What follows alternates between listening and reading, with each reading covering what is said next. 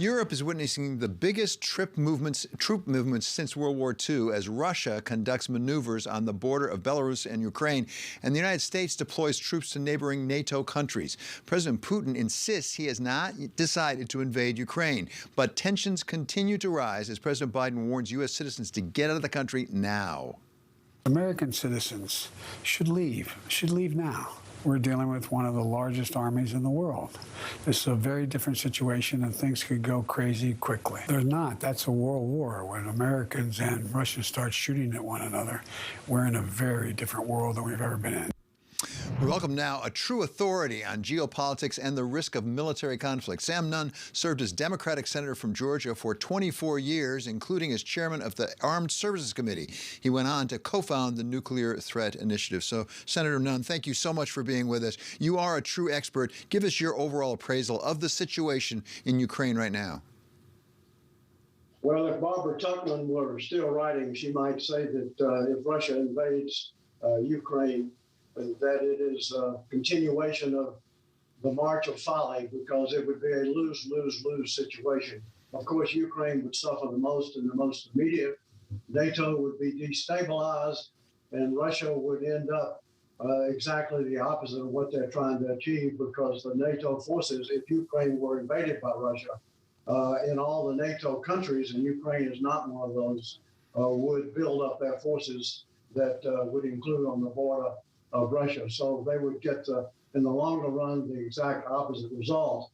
In addition, Russia would suffer, I think, tremendous economic consequences. So it is truly a lose-lose-lose proposition that should be avoided, and really can be avoided, because Ukraine is not on the threshold of becoming a member of NATO. They do not qualify in many respects now, and the NATO members have a veto over that. Every member has to support the membership, which is what Russia fears. But Russia can be given no veto itself. This is a matter for NATO to decide, and for Ukraine. In my view, David, there ought to be some threshold questions asked by NATO, and I think we've gotten pretty lax about that before new countries become members. And the first question is, would the move to take in a new member help stabilize the situation, or would it destabilize and possibly risk war? And second, can NATO defend that country, and European members willing to put up enough forces to avoid having the situation we had for a long time, which was relying far too much on the early first use of nuclear weapons? So those are the questions that NATO should be asking, because this is truly a military alliance with Article 5, military guarantees of support, and it is certainly not a political club or social club. It's got to be taken deadly seriously.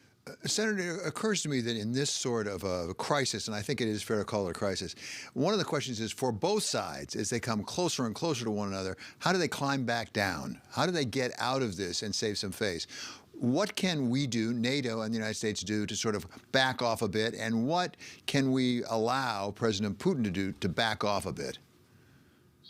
Well, that's the immediate question in this crisis. And I think the main signal, and I think President Biden has tried to do that as well as NATO members, is to assure Russia that we will give careful consideration to their legitimate security fears.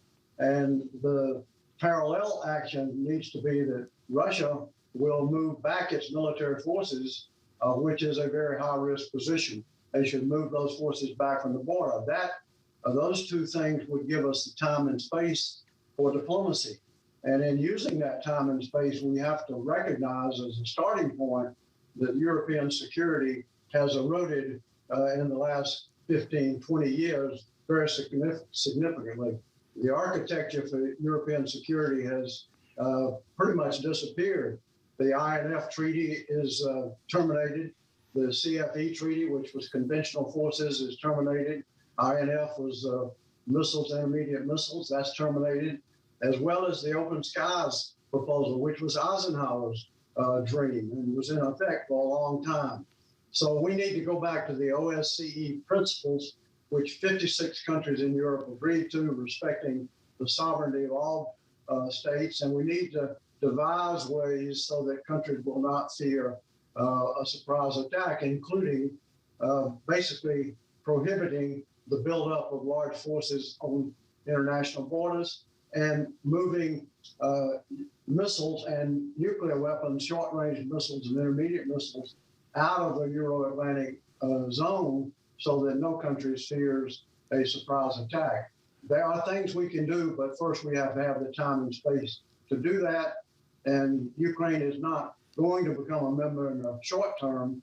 So I think Russia really has no reason to avoid taking the time diplomatically to make the case for their legitimate fears, and we need to listen to them. Senator, you've mentioned nuclear weapons a couple of times, and of course you are identified as a leader really in nuclear disarmament and control. Give us a sense of the roles that nuclear weapons play in this conflict. And specifically, I read your piece, actually, which reminded us that Ukraine had nuclear weapons. They were from the Soviet Union after the fall of the Soviet Union, and you were involved in actually a process of withdrawing them. What does it say to the rest of the world if, in fact, you have what was perhaps a nuclear power give up their nuclear weapons and then be threatened by invasion? This is a very terrible precedent because the Budapest Agreement, when Ukraine gave up their nuclear weapons, which made sense from a security point of view, their own security, but when that happened, United Kingdom and U.S. and Russia assured that they would respect Ukraine's sovereignty. So the signal is a very bad one for nonproliferation when one of the countries that signed that is poised where they potentially could invade the country whose security they said they would respect and sovereignty. On the other hand, I think Ukraine made the right decision in giving up their nuclear weapons. They had an arsenal larger than any other country except U.S. and Russia. They were larger than China. But they did not have operational control. And some of the coverage now misses that point. They had physical control. I was in Russia at the time that dispute was going on, where Ukraine announced at one point they were going to try to get operational control. And I happened to be with the general staff of the Russian military, and I was convinced, David, at that time, and I can't prove this, but I was convinced there was going to be a war then because the Russians were not going to permit Ukraine to retain that arsenal. So there's more history here than is currently being talked about. But the bottom line is this would be a terrible precedent for non-proliferation and encouraging countries not to develop their own nuclear weapons. And finally, Senator, whenever we have the privilege of having you on, I like to ask this question because you are such an authority on the threats posed by nuclear weapons. As you look around the world right now, what's the thing that concerns you the most when it comes to nuclear weapons? Well, what I feared for years and tried to work very hard to build up conventional forces is that there was too much reliance on the early use of nuclear weapons.